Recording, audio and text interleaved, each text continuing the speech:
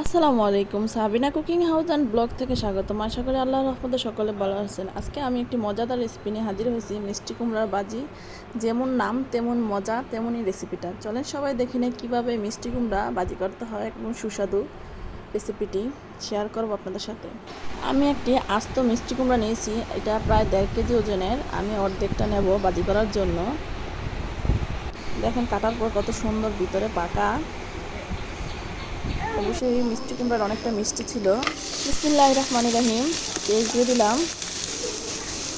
অবশ্যই আমরা পেঁয়াজটাকে ভালোভাবে ভেজে নেব সরষের তেলের মধ্যে। আর এদিকে আমি মিষ্টি কুমড়াটা পিস পিস করে কেটে নিয়েছি।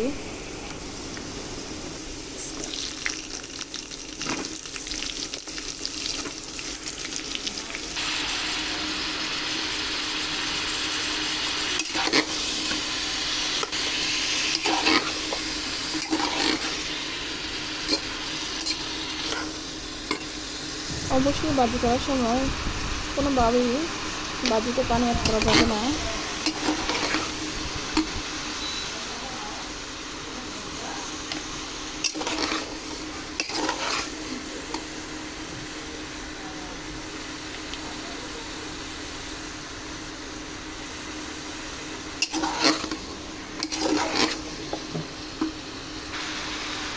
কাঁচামরিচ দেব না।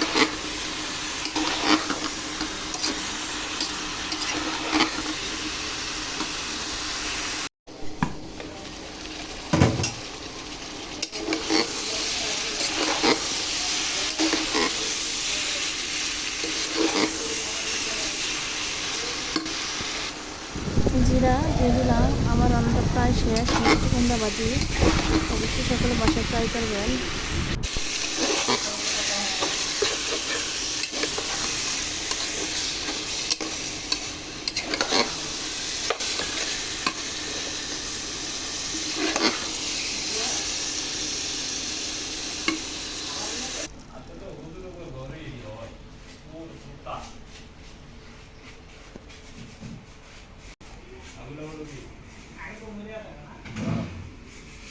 একবার খেলে বারবার খেতে ইচ্ছে করবে এভাবে বাজি করলে। যদি রেসিপিটি ভালো লাগে থাকে অবশ্যই আমার চ্যানেলটাকে সাবস্ক্রাইব করবেন। সকলের জন্য দোয়া রইল। আল্লাহ হাফেজ।